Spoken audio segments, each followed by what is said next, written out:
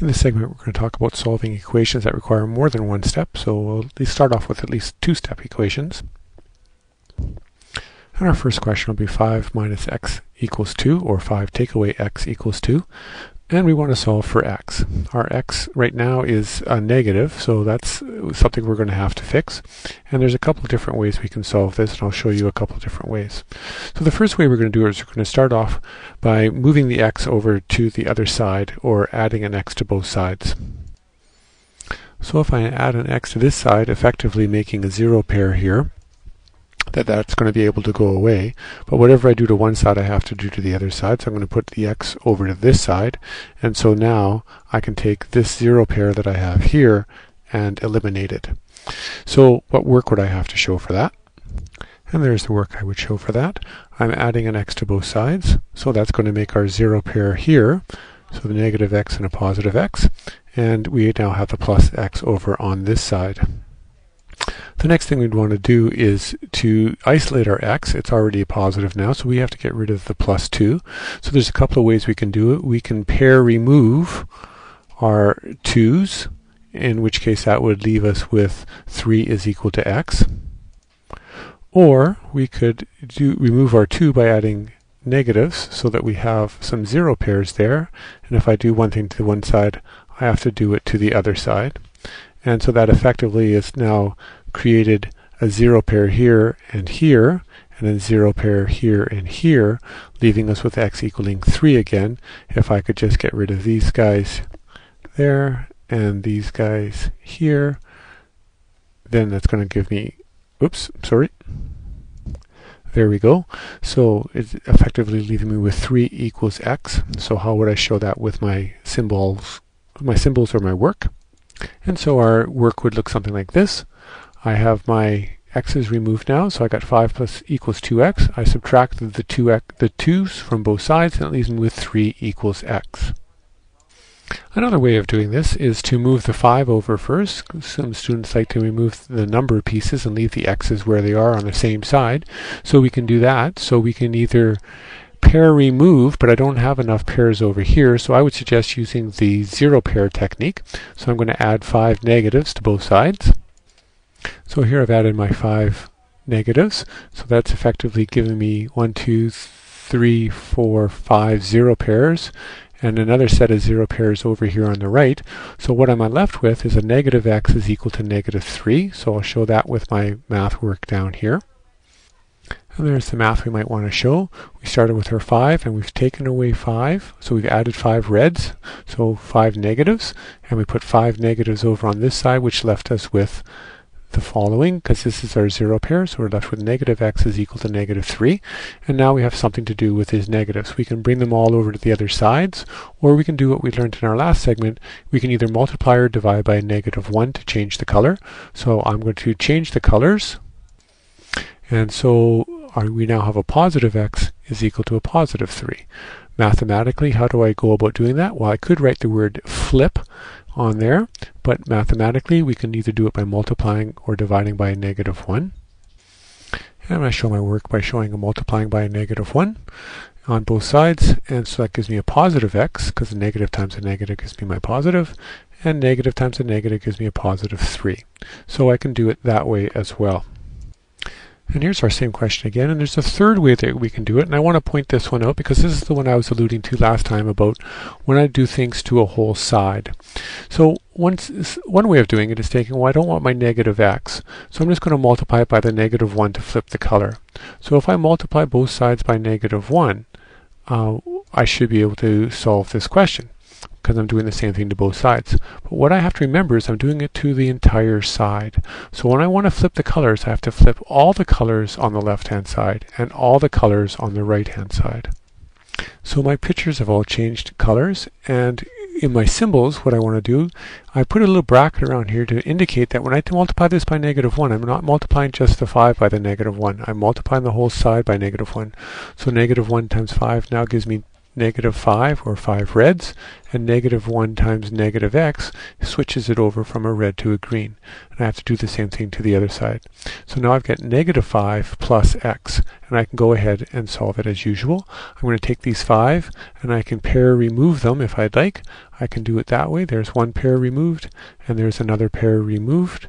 And so now I still have these 3 over here, or I could have done it using adding the opposites to make my 0 pairs, which is I'm going to go back and show you how to do that. And so I like the 0 pair way. So here's one 0 pair, 2, 3, 4, 5. And since I added 5 greens here, I have to add 5 greens here, but that produces some 0 pairs here. So what I'm all I'm left with is an x and 3 positives. So my work for that would look like this. So I added a 5 positives, my 5 greens, so there it is here, adding my 5 greens to the left and adding my 5 greens to the right. All that leaves me now, there's my 0 pairs. There's my stack of 0 pairs here and here, so all I'm left with x on the left and a positive 3 on the right.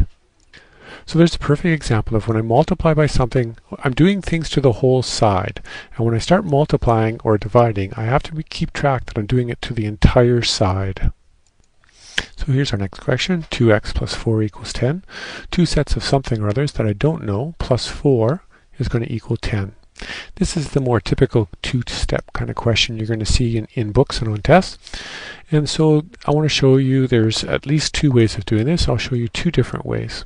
The first one I'm going to show you is the dividing way. Since I have 2 x's and I only want to find out what 1 x is, and I've drawn them so far so you can see that there's a nice split right down the middle. So I can go ahead and draw a line right through the middle here, and I have equal pieces on both sides. So I could divide into 2 pieces right off the bat. So mathematically, what kind of work would I have to show for that?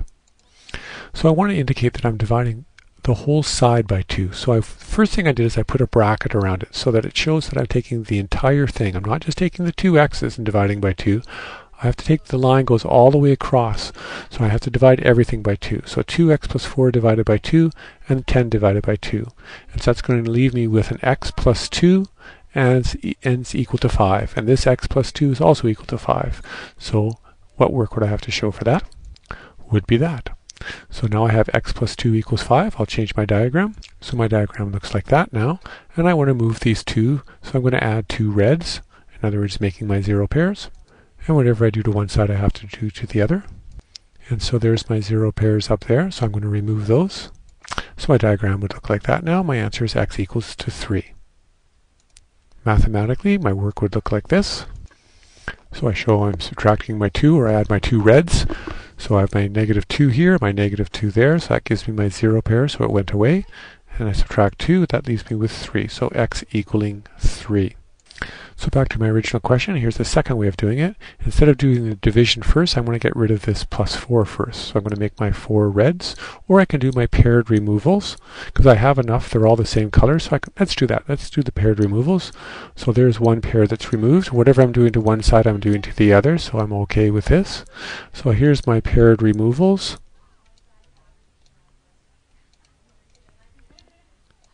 Leaving us a diagram that looks like that, and my work would look like this, showing my subtracting 4 and my subtracting 4 from both sides, leaving with 2x equals 6. And now I can go ahead and split it in half. Whoops. I can go ahead and split it in half, and I'll show that with my division symbol. And show, there it is, showing that I've divided into 2. There's my divide by 2 piece right there. My 2's cancel, so I have 1x is equal to 6 divided by 2 is 3. So any 1x is equal to 3. This 1x is equal to 3. So there it is, showing that question in 2 different ways.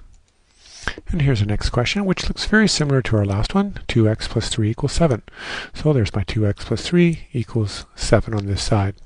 Now, if I wanted to do it like I did last time, and I wanted to do the dividing by 2 to solve this, I don't want to find out what 2 x's are equal to. I want to find out what 1x is equal to, and I just draw my line through the middle. So that's not a problem with my x's, that's not a problem for this one, but now I have a problem with this. What do I do with that? Well, I could cut it in half, and the top half goes, the left half goes to the top, and the bottom half goes to the right. And I can continue my line here, that cuts these guys, but I still have a problem with here. So this half will go to the top and this half will go to the bottom. And so what would I have after doing that? So here's my diagram. I've cut this one into 2 halves, and I've cut this one into 2 halves. So my any one line, any one x and 1.5, x and 1.5 is equal to 3.5. So again, I'm showing that I have to cut the whole side in 2. So I show a bracket that I'm doing the whole side. I'm dividing it by 2 with my line, and it gives me x plus 1.5 is equal to 3.5. So just to make my diagram look a little easier, instead of having 2 sets, there it is. X and 1.5 is equal to 3.5. And now I have to get rid of this 1.5 piece. So I'm going to add my negative versions of those. And so here's my opposites of that. So I'm going to add a -1 and a -0.5. That's a 0 pair and that's a 0 pair. I do the same thing to both sides. So there's a 0 pair and there's a 0 pair. So I'm left with x equaling 2. And down here, if I subtract 1.5 from both sides, I still get x equaling 2. And there's my work for that, showing that I've had a red negative or a -1.5 on both sides and leaving me with x equals 2. As you can see, when I do things to the whole side, when there's lots of different kinds of pieces, it's problematic. Let's see if there's another way that's a little easier and that doesn't involve all those fractions. So here's our original question again, 2x plus 3 equals 7. And so instead of worrying about dividing it by 2 first, let's move these singles. So all I have is one shape on this side, or one term.